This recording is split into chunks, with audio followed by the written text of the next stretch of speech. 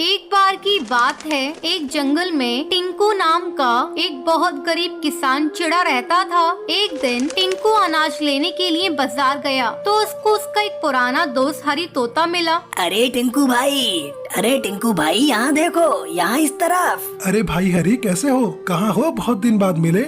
बेटे की शादी के लिए रिश्ता पक्का करने गया था। बहुत अच्छा रिश्ता मिला है। अच्छा, रीना तोती इतनी बड़ी हो गई, शादी लायक हो गई। हाँ, अब तो रीना 16 की हो गई है। शादी का समय आ ही गया है। इतना अच्छा रिश्ता मिला था तो शहर जाकर बात पक्की करके आया हूँ। भाई हरी, क्या बात कर रहे हो? रीना तो अभी नाबालिग है, तुम उसकी शादी इतनी जल्दी क्यों करवा रहे हो? कोई बात नहीं, 2 साल में बालिग हो जाएगी। अरे रिश्ता पक्का करके आया हूँ और 2 साल बाद रीना को उनके घर भेज दूंगा। इतना अच्छा मौका कोई नहीं छोड़ता। अरे भला तू बता, तेरी बेटी टुनटुनी चिड़िया कैसी है? वो भी तो बड़ी हो गई होगी। कितनी उम्र हो गई उसकी?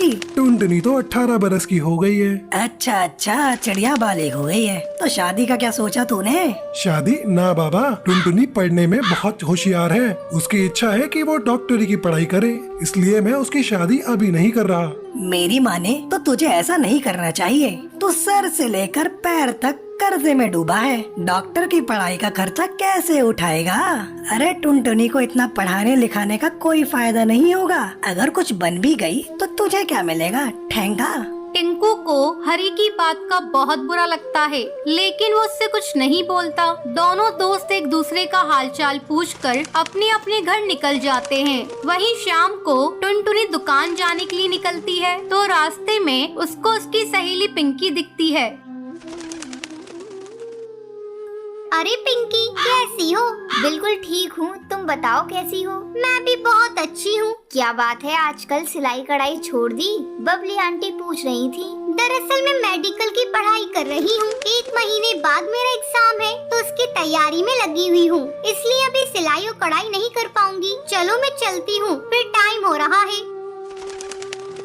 टुनटुनी दिन रात मन लगाकर पढ़ती है और एग्जाम की तैयारी करती है। कुछ दिनों बाद कुछ लोग टुनटुनी के घर आते हैं और बाहर से चिल्लाने लगते हैं। टिंकू, ओ टिंकू, बाहर निकल। ये मैं क्या सुन रहा हूँ? बेटी बड़ी हो गई और तू अभी तक उसकी शादी नहीं कर रहा? टिंकू बाहर आता है और बोलता है, शांत हो जाओ भाई, शांत हो जाओ। मेरी बेटी को मैं पढ़ाऊं या शादी करवाऊं, तुम सबको क्या आफत आन पड़ी? मेरा बेटा 10वीं पास है और अगले साल 20 का हो जाएगा। तू कहे तो टुनटुनी की शादी उससे करवा देते हैं। अरे भाई, तुम लोग मेरी बेटी की शादी के पीछे क्यों पड़े हो? मुझे उसको डॉक्टर बनाना है, वो अभी शादी नहीं करेगी। राम राम राम, क्या बात कर रहा है? लड़की को पढ़ा रहा है? ना तेरे पास पैसे, ना रहने को ठीक सा घर, और इतना बड़ा मेडिकल का खर्चा। तेरे को पता भी है तू क्या सपने देख रहा है? परिंदे को उतने ही पैर फैलाने चाहिए जितनी उसकी चादर हो।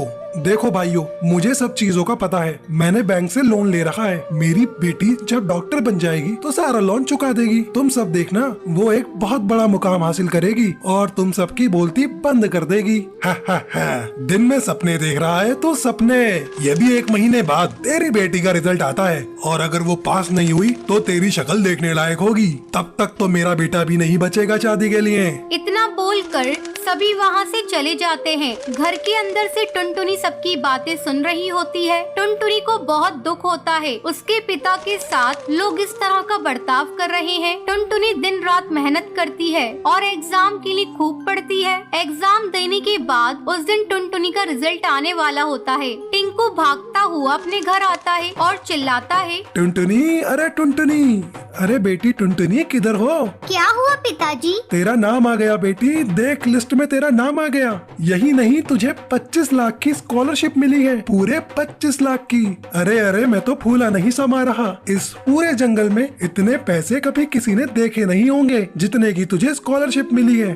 टुनटुनी बहुत खुश होती है और टिंकू भी टुनटुनी की कामयाबी देखकर बहुत खुश होता है। टुनटुनी पढ़ाई करने के लिए शहर चली जाती है। जंगल के पक्षी तब भी टुनटुनी के बारे में बातें बनाते हैं और टिंकू को कोसते रहते हैं। क्यों टिंकू, तूने तो अपनी लड़की बेच दी, शर्म नहीं आती? लड़की है, ऊपर से घर में नहीं रहती, पता नहीं शहर में क्या कर रही होगी। टिंकू सभी की बातें सुन लेता है क्योंकि उसे मालूम होता है जब टुनटुनी लौट कर आएगी तो सबकी बोलती बंद हो जाएगी।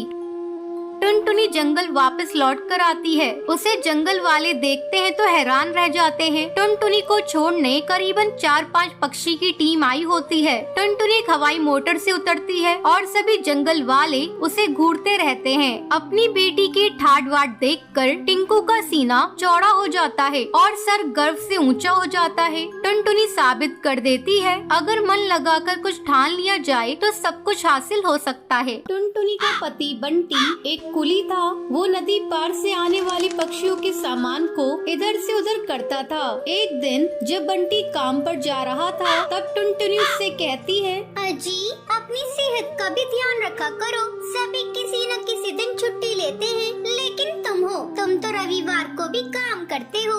अरे पगली, अगर काम नहीं करूँगा तो घर कैसे चलेगा? तू तो माँ बनने वाली है, बच्चों का खर्चा बढ़ेगा। अगर काम नहीं करूँगा तो अपने बच्चों को अच्छी जिंदगी कैसे दूंगा? आपसे तो बात करना ही बेकार है। ये लीजिए पोटली, इसमें मैंने रोटी और चावल रख दिए हैं, समय से खा लीजिएगा।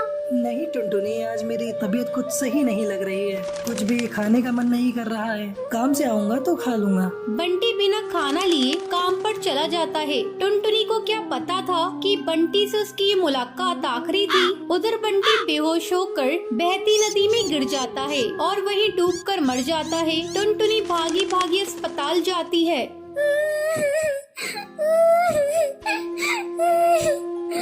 बंटी, ये क्या हो गया? सब कुछ एक पल में खत्म हो गया।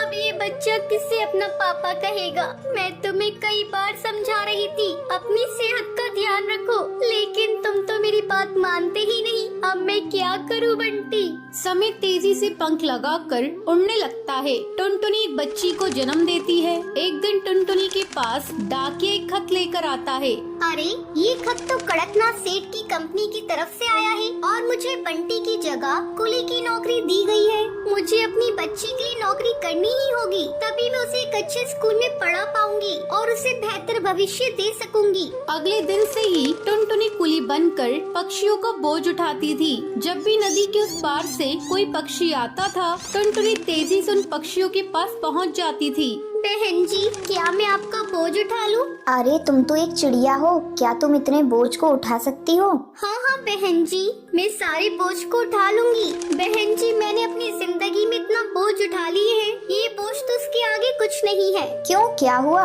और तुम ये तुम्हारी बेटी को साथ में लेकर क्यों घूम रही हो? तुम्हारे पति कहाँ हैं? वो नहीं कमाते हैं क्या? क्या करिएगा बहन जी, मेरी दुख भरी कहानी सुनकर रोज इस नदी किनारे पे कई पक्षी आते हैं और मेरी दुख भरी कहानी सुनते हैं, लेकिन कोई मेरी मदद नहीं करता। अरे तुम मुझे तो बताओ, मैं तुम्हारी जरूर मदद करूंगी। क्या बताऊं बहन जी, मेरे पति की मौत इसी नदी में डूबकर हो गई थी। उसके बाद से मैं यहाँ कुली की नौकरी कर रही हूँ। देखो टुनटुनी, जब तुम्हारी बेटी थोड़ी बड़ी हो जाएगी तो उसको मेरे स्कूल में डाल देना। मैं उसे पढ़ा लिखा कर एक अफसर बनाऊंगी। मैं तुम्हें अपना पता दे देती हूँ। वो बुलबुल चिड़िया टुनटुनी को अपना पता दे देती है। इसी तरह कई साल गुजर जाते हैं। एक दिन जब टुनटुनी अपना घर साफ कर रही थी, तभी उसे उस बुलबुल का दिया हुआ पता मिलता है। अरे, ये पता तो वही है जो मैडम जी ने मुझे नदी किनारे पर दिया था। मैं तो बिल्कुल भूल ही गई थी। अब मैं अपनी बेटी को लेकर मैडम जी के स्कूल में जाऊंगी और उसे वहाँ पढ़ाऊंगी। टुनटुनी अपनी बेटी को लेकर उस पते पर पहुँचती है। आओ आओ टुनटुनी, बहुत दिन हो गए तुमसे मिले। मैडम जी, ये देखिए, मैं अपनी बेटी को अपने साथ लेकर आई हूँ। मैं चाहती हूँ पढ़ लिख कर एक अफसर बन जाए, इससे मेरी तरह जीवन में संघर्ष न करना पड़े। हाँ हाँ टुनटुनी, तुम निश्चिंत रहो, मैं तुम्हारी बेटी को अच्छी तालीम दूंगी। तुम्हें एक दिन इस पर गर्व होगा। टुनटुनी अपनी बेटी का एडमिशन उस मैडम जी के स्कूल में कराकर निश्चिंत हो जाती है। उसे इस बात की खुशी थी उसकी बेटी को उसकी तरह जीवन में संघर्ष नहीं करना पड़ेगा। चंदनवन में रहने वाला बंटी का परिवार अपने बेटे कबूतर को चिड़िया दिखाने ले जाता है। बेटा बंटी चिड़िया को देखता है और देखता ही रह जाता है। माँ, मैं शादी करूँगा तो इसी चिड़िया से करूँगा। मुझे ना कुछ पूछना है, ना ही कोई बात करनी है। बस फिर क्या था, धूमधाम से बंटी की शादी टुनटुनी से हो जाती है। लेकिन अगले दिन टुनटुनी की आवाज जब घर वाले सुनते हैं तो दंग रह जाते हैं, क्योंकि खुद ही सुन लीजिए। अले अले, इतनी जल्दी सुबह हो गई, मुझे तो नींद आ रही है। टुनटुनी, ये कैसे बोल रही हो तुम? ठीक तो हो ना? बिल्कुल बिल्कुल, मुझे ता हुआ है, मैं तो बिल्कुल ठीक हूँ। बंटी को समझते देर नहीं लगती है। जिस टुनटुनी की चू-चू आवाज वो सुनना चाहता था वो तो तोतली निकली। अब क्या था, बंटी सर पकड़कर बैठ जाता है। तभी उसकी माँ वहाँ आ जाती है। अरे बंटी बेटा, बहू को क्या हुआ? तुम लोग परेशान से लग रहे हो, सब ठीक तो है ना? बंटी कुछ बोलता उससे पहले ही टुनटुनी बोल पड़ती है। अरे चाचू माँ, कोई बात नहीं है, ये तो बिला वजह ही परेशान हो रहे हैं। अरे ये तो तोतली है, तोतली। मेरे तो भाग्य ही फूट गए। तुझे ही तो लड़की की सूरत देखनी थी, देख ली। अब जीवन भर करो मेला बाबू मेला सोना। अरे माँ, तुम भी मजाक कर रही हो। मैं अपने दोस्तों के सामने से कैसे लेकर जाऊँगा? बंटी को परेशान देखकर टुनटुनी हंसती है और कहती है, अरे आपको परेशान होने की जरूरत नहीं है, मैं चुपला कर लूंगी आपके दोस्तों के सामने। मेरे पापा भी मेले को चुप रहने को बोलते थे। बंटी और उसकी माँ को टुनटुनी का आइडिया अच्छा लगता है। अगले दिन बंटी और टुनटुनी बंटी के दोस्त के घर जाते हैं, जहाँ बंटी टुनटुनी को समझाकर जाता है उसे चुप रहना है, चाहे जो हो जाए वो एक बूंद आवाज नहीं निकालेगी। बस क्या था, सब खाना खाते हैं। बंटी के दोस्त की बीवी टुनटुनी से उसका नाम पूछती है। तभी बंटी बोल पड़ता है, टुनटुनी नाम है भाभी इसका। अब दोस्त के घर कोई भी टुनटुनी से सवाल करता, जवाब बंटी देता। टुनटुनी को बोलने का मौका ही नहीं देता। उसे डर था कहीं टुनटुनी उसके तोतलेपन की पोल न खोल दे। अरे भैया, क्या बात है? जब से आप आए हैं मैंने तो आपकी बीवी की आवाज ही नहीं सुनी। कहीं गूंगी तो नहीं है ना? टुनटुनी को ये बात सुनकर बुरा लगता है, लेकिन उसे बंटी की बात भी याद रहती है। उसे कुछ भी नहीं बोलना है, तो लिहाजा वो चुप ही रहती है। अरे नहीं नहीं भाभी, टुनटुनी नाम है मेरी बीवी का, टुनटुनी। और टुनटुनी भी भला गूंगी हो सकती है क्या? वो तो जरा शर्मीली और कम बोलने वाली है मेरी बीवी। सभी बंटी की बात पर यकीन कर लेते हैं, लेकिन उन लोगों के घर में एक बदमाश बच्चा होता है जो लगातार टुनटुनी को देख रहा होता है। वो सोचता है कैसे भी करके वो टुनटुनी की आवाज सुनकर ही रहेगा। बस फिर क्या था, बच्चा प्लास्टिक के चूहे पर चाबी भरकर उसे टुनटुनी के पैर के नीचे छोड़ देता है। जैसे ही नकली चूहा जाकर टुनटुनी के पैर से टकराता है तो टुनटुनी जोर जोर से चिल्लाने लगती है, अरे तूहा तूहा, पकलो पकलो, तूहा निकाल लिया। बच्चा टुनटुनी के मुंह से तोतली आवाज सुनकर जोर जोर से हंसने लगता है। बंटी का मुंह उतर जाता है तो तभी भाभी बंटी को समझाती है, तुम्हारी टुनटुनी तोतली है क्या? हाँ भाभी भैया, मैंने तो बस इसकी सुंदरता देखी, इससे कोई सवाल जवाब करना भी जरूरी नहीं समझा। लेकिन शादी के बाद मुझे पता चला कि ये तो तोतली है। अरे कोई बात नहीं बंटी भैया, अब तोतलापन का इलाज है। आप ना इसे अच्छे डॉक्टर को दिखाइए, इसका इलाज संभव है। अच्छा भाभी, फिर तो मैं कल ही इसे डॉक्टर के पास लेकर जाऊंगा और फिर मेरी टुनटुनी सच में कोयल की तरह बोलेगी। बंटी कबूतर टुनटुनी को डॉक्टर के पास लेकर जाता है। कुछ ही महीनों बाद टुनटुनी बिल्कुल ठीक हो जाती है। बंटी जी, आपका बहुत बहुत शुक्रिया। आज आपकी वजह से मेरा तुतलानापन दूर हो गया और मैं अच्छे से बोल पा रही हूँ। अब वो तीनों एक साथ खुशी खुशी रहते हैं।